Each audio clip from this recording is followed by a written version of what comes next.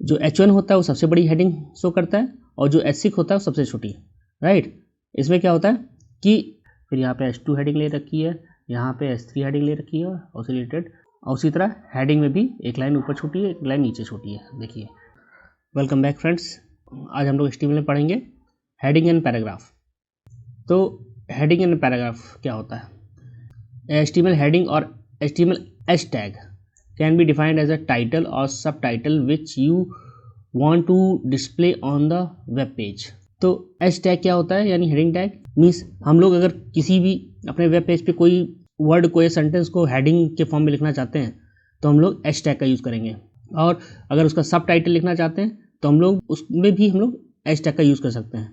आगे मैं डिटेल में बताऊँगा कि कैसे टाइटल के लिए भी और सब टाइटल के लिए भी H टैग यूज़फुल है।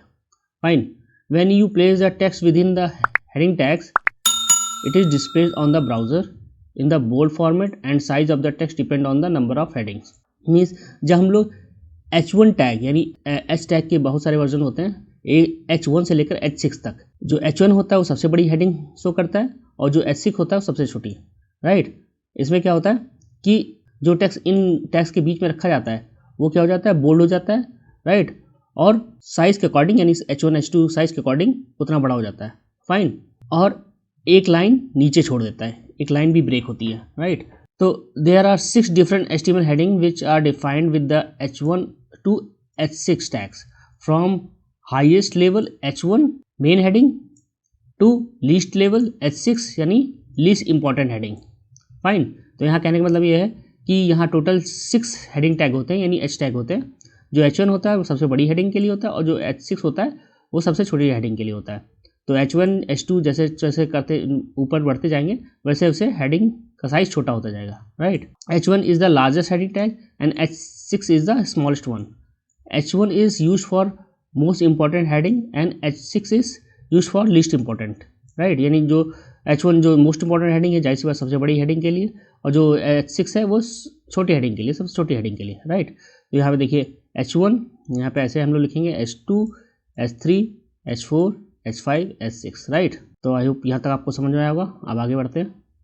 अब यहाँ पे हम लोग पैराग्राफ टैग पढ़ेंगे।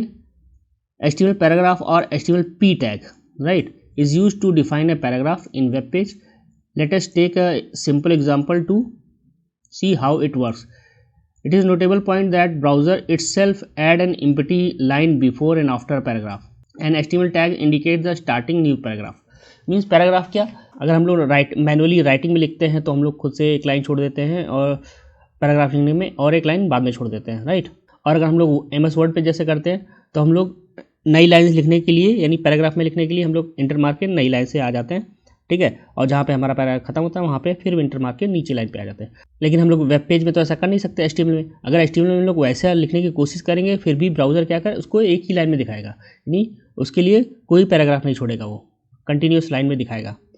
तो ये चीज़ अचीव करने के लिए हम लोग HTML में क्या है, टैग्स हैं, इसीलिए टैग्स का यूज़ हुआ है, राइट। क्योंकि हम लोग जैसे MS वर्ड में टाइप करते हैं, लिखते हैं, उस तरह अगर हम लोग नोटपैड या किसी और प्रोफेशनल एडिटर पर लिखेंगे तो ब्राउज़र उसको उस तरह नहीं डिस्प्ले करेगा, राइट, वो कंटिन्यूस राइटिंग में डिस्प्ले करेगा। तो इसी चीज़ को करने के लिए क्या HTML में क्या यूज़ होता है, टैग्स यूज़ होते हैं, राइट।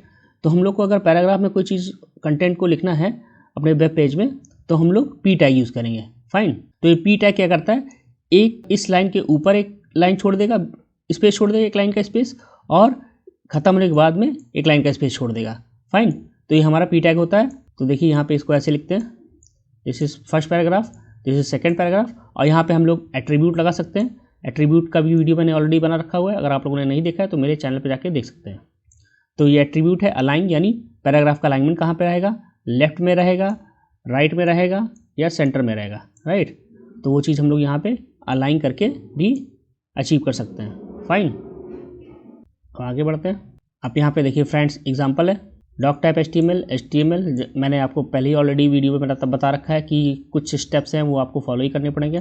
HTML लिखना पड़ेगा, हेड लिखना पड़ेगा, टाइटल, राइट, और फिर हेड, बॉडी, और यहाँ पे देखिए मैंने लिखा हुआ है H1 this is an main heading of web page, and P tag this is the most important heading and which is use to display the keyword page, यानी ये पैराग्राफ हो गया हमारा। ये H2 हेडिंग हो गई, ये फिर पी टैग हो गया, ये H3 हो गई, ठीक है, ये वी कैन यूज H26 फिर यहाँ पे मैंने लिखा है, ठीक। तो ये एग्जांपल हो गया। अगर आप लोग चाहते हैं तो मैं इसको रन भी करा के दिखाता हूँ। तो फ्रेंड ये देखिए मैंने प्रोग्राम बनाया, उसी को जस्ट कॉपी पेस्ट कर लिया। तो यहाँ पे देखिए ये मेरा डॉक टाइप HTML और ये हेडिंग एलिमेंट्स। अब यहाँ पे मैंने H1 हेडिंग ले रखी हुई है, यहाँ पे मैंने उसी से पैराग्राफ ले रखा हुआ है। फिर यहाँ पे H2 हेडिंग ले रखी है, यहाँ पे H3 हेडिंग ले रखी है और उससे रिलेटेड ये पैराग्राफ ले रखे हैं, ठीक है। अब इसको हम लोग सेव करके मैं इसको रन कराता हूँ। तो यहाँ पे मैंने इसको जस्ट डबल क्लिक किया, यहाँ पे देखिए ये मेरा आउटपुट आ गया। तो यानी ये मेरी H1 हेडिंग थी, सबसे बड़ी हेडिंग आ रही है, और उसके अंदर ये जो पैराग्राफ लिखा होता वो आया। फिर ये मेरी H2 हेडिंग थी और ये मेरी सेकेंड H3 हेडिंग थी। तो ऐसे ही करते करते H6 तक जाएंगे तो और छोटा होता जाएगा। देखिए ये सबसे बड़ी दिख रही है, ये उससे छोटी, ये उससे छोटी है, ठीक है। ये मेरे 2 पैराग्राफ है। अब पैराग्राफ में देखिए एक लाइन ऊपर छोटी है, एक लाइन नीचे छोटी है, ठीक है। और उसी तरह हेडिंग में भी एक लाइन ऊपर छोटी है, एक लाइन नीचे छोटी है। देखिए हेडिंग टैग में एक लाइन ऊपर यहाँ पे छोटी हुई है, राइट फ्रेंड। तो ये हमारा हेडिंग और पैराग्राफ टैग था। आई होप आपको इससे चीज़ें क्लियर हुई होंगी। अगर आपको ये मेरा एफर्ट अच्छा लगा हो तो प्लीज़ लाइक एंड सब्सक्राइब करिएगा। सो कीप वॉचिंग, मिलते हैं अपने नेक्स्ट वीडियो में। Thanks for watching.